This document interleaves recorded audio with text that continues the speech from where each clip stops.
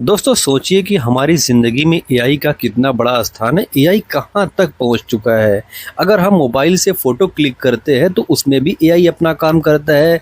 अगर हम customer care पे फ़ोन करते हैं तो एआई वहाँ पर अपना काम करता है। यहाँ तक कि जो हम कंप्यूटर पे कई सारे ऐसे क्रिटिकल काम है जो हम लोग को ईज़ी बना कर देता है, उसमें भी एआई अपना काम करता है। यहाँ तक कि जो बड़े-बड़े हॉस्पिटल्स हैं, जो उसमें ऑपरेशंस हो रहे हैं, उस ऑपरेशंस में भी एआई अपना योगदान देता हुआ नज़र आ रहा है।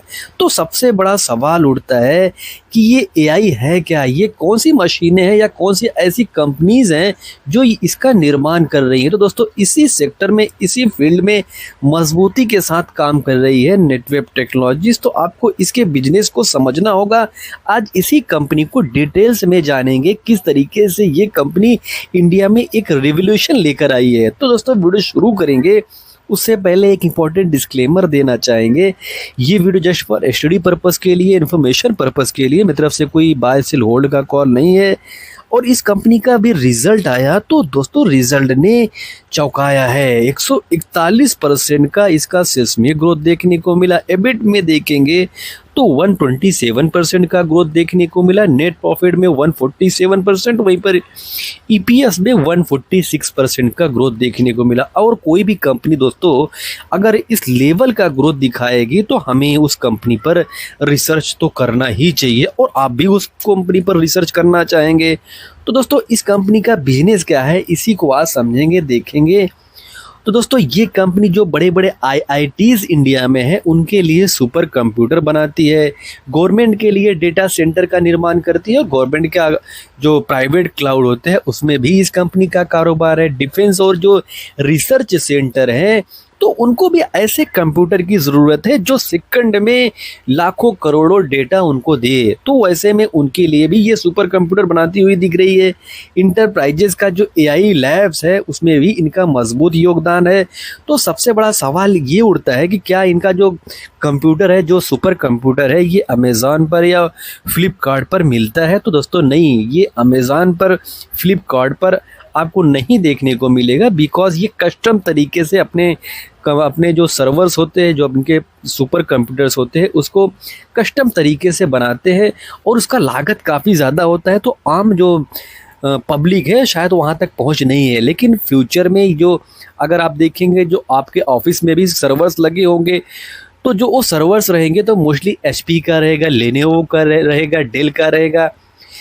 तो आपको नेटवेब टेक्नोलॉजी का सर्वर शायद देखने को ना मिले। तो लेकिन इनका ये प्लान है कि फ्यूचर में ये हर एक ऑफिस तक पहुंचना चाहते हैं। तो अफोर्डेबल सर्वर बनाने का भी इनका प्लान है।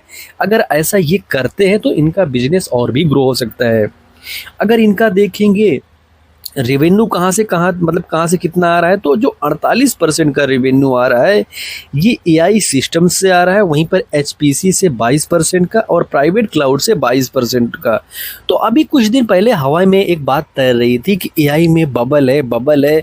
तो दोस्तों लेकिन रिजल्ट तो ऐसा नहीं बोल रहा है। अगर आप रिजल्ट देखते हो तो 48% का ये कंपनी रेवेन्यू अगर आप एआई सेगमेंट से दिखा रही है तो इसका मतलब है कि एआई में काम हो रहा है। एआई हम लोग को आंखों के सामने दिख रहा है। हम लोग खुद ही एआई में आज के दौर में काफ़ी ज़्यादा काम करते हुए दिख रहे हैं, और फ्यूचर इस कंपनी का या एआई सेगमेंट का बढ़ रहा है, इसको नकारा नहीं जा सकता है। और इनका अगर की इन्वेस्टमेंट हाईलाइट देखेंगे तो ये कंपनी बता रही है कि ये कंपनी सिर्फ असेंबल ही नहीं कर रही है, बल्कि ये कंपनी डिज़ाइन खुद करती है, मैन्युफैक्चरिंग इंडिया में करती है। और दोस्तों ये ध्यान देने वाली बात है, जो कंपनी खुद डिज़ाइन करती है वो सिर्फ सेलर नहीं होती है, वो सिस्टम ऑनर ऑन करती है। तो ये चीज़ इस कंपनी के लिए काफ़ी मतलब इंटरेस्टिंग बन जाता है और काफ़ी पावरफुल बन जाता है। वहीं पर देखेंगे हाई एंट्री बैरियर इंडस्ट्रीज, तो कुल मिलाकर दोस्तों हर आईटी कंपनी यहाँ घुस नहीं सकती है। कैपिटल चाहिए, टैलेंट चाहिए, ईयर्स का एक्सपीरियंस चाहिए। मतलब दोस्तों कल कोई नया प्लेयर आके इनके प्राइस को तोड़ दे, ऐसा यहाँ आसान नहीं होता है। R&D से इनका इन्वेशन है। तो कुल मिलाकर दोस्तों इसको समझिए, ये कंपनी हर प्रोजेक्ट से सीखती है, मशीन्स कस्टमाइज़ करती है, वन साइज़ जो फिट मॉडल होते हैं उसके अंतर्गत ये R&D पर काफ़ी फोकस कर रही है और नए नए तरीके से AI में अपना योगदान देती हुई नज़र आ रही है। तो strong and long term customers, यानी कि दोस्तों जो कस्टमर इनके साथ जुड़ रहे हैं उनके साथ ये मजबूत मतलब रिलेशंस बना रही है और उसके साथ ये काफ़ी लंबे समय तक काम करते हैं। तो ये भी किसी भी कंपनी के लिए अच्छी पॉइंट बन जाता है कि कोई कस्टमर बनता है तो लॉन्ग समय के लिए बनता है। और कंसिस्टेंट फाइनेंशियल ट्रैक रिकॉर्ड, तो दोस्तों इस कंपनी का जो फाइनेंशियल ट्रैक रिकॉर्ड है ये भी काफ़ी अच्छा है। ये 1-2 क्वार्टर का नहीं है बल्कि कई क्वार्टर से दोस्तों ये कंपनी मजबूत अपना रिजल्ट दिखाती हुई नज़र आ रही है। वहीं पर देखेंगे छठे पॉइंट को, तो एक्सपीरियंस मैनेजमेंट टीम। तो दोस्तों किसी भी टीम जो कंपनी होती है, कोई भी कंपनी होती है, जो मैनेजमेंट टीम होती है उसका एक्सपीरियंस होना काफ़ी ज़रूरी बन जाता है। बिकॉज कोई एक्सपीरियंस मैनेजमेंट रहेगा तो जो रिजल्ट मतलब जो उनको निर्णय लेना रहता है तो निर्णय लेने में मतलब गलती नहीं करते बिकॉज उनके पास एक्सपीरियंस काफ़ी रहता है। तो इस कंपनी के पास भी जो मैनेजमेंट टीम है वो काफ़ी एक्सपीरियंस है, तो ये एक अच्छी बात इस कंपनी के लिए बन जाती है। वहीं पर ग्रोथ ड्राइवर्स देखेंगे तो चलो ठीक है, अब सवाल ये उठता है कि चलो मान लीजिए कंपनी ने अभी रिजल्ट अच्छा दिखाया, लेकिन फ्यूचर में क्या क्या, फ्यूचर में भी ये कंपनी ऐसे ही स्ट्रॉन्ग रिजल्ट दिखा सकती है। तो इस स्लाइड में यही जानेंगे। तो टोटल पाइपलाइन में 42,700 करोड़ का इनका पाइपलाइन में ऑर्डर है और इसमें देखेंगे L1 जो है वो 3,316 करोड़ है।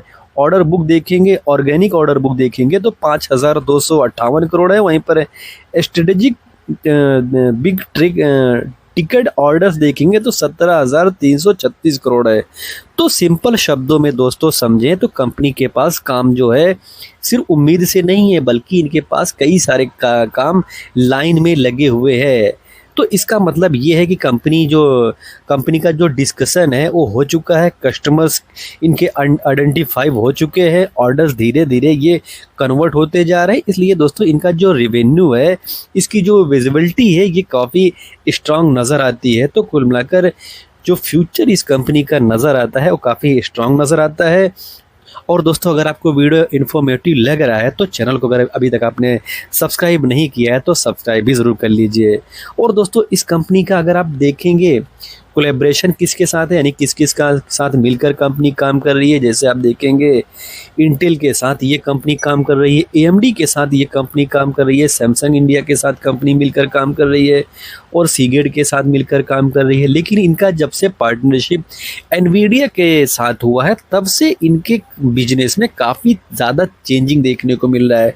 और वैसे भी दोस्तों एनवीडिया जैसी दिग्गज कंपनी किसी भी कंपनी के साथ यूं ही मिलकर काम नहीं करेगी। उस कंपनी में कुछ तो यूनिक पॉइंट होगा जो कंपनी एनवीडिया के जैसी दिग्गज कंपनी के साथ मिलकर काम कर रही है। तो कुल मिलाकर एनवीडिया इसके साथ मिलकर काम रही है। एक चिप है जो एनवीडिया के लिए ये कंपनी बनाकर दे रही है, जो नेटवेब टेक्नोलॉजीज़ है वो चिप एनवीडिया के लिए नेटवेब टेक्नोलॉजीज़ बना रही है। तो कुल मिलाकर एनवीडिया के साथ अगर इसका रिलेशन मजबूत होगा तो फ्यूचर में ये कंपनी वहाँ तक पहुँच सकती है जहाँ तक शायद हम कल्पना ना किए हों, शायद आप भी वहाँ तक कल्पना ना किए हो। बिकॉज ये एक ऐसा सेगमेंट है जिसको आज के दौर में हम ऐसा नहीं बता सकते हैं कि इसका मार्केट कैप इतना हो सकता है या ये कंपनी यहाँ तक पहुँच सकती है।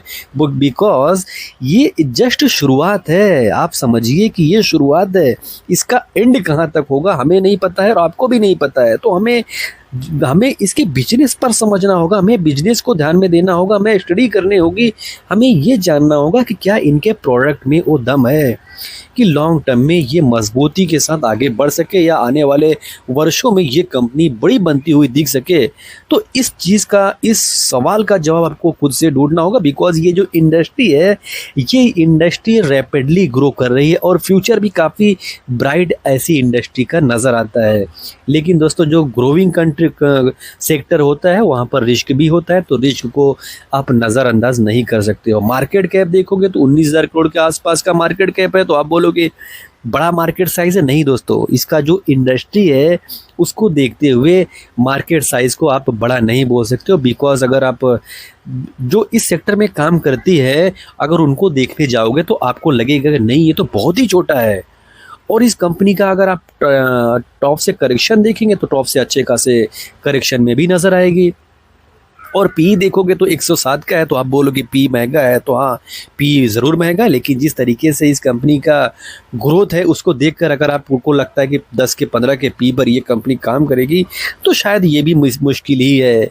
अगर पिछले 6 महीने का इस कंपनी का एवरेज पी देखेंगे तो 136 का रहा है, वहीं पर पिछले 3 सालों का एवरेज पी देखेंगे तो 134 या 135 के आसपास का रहा है।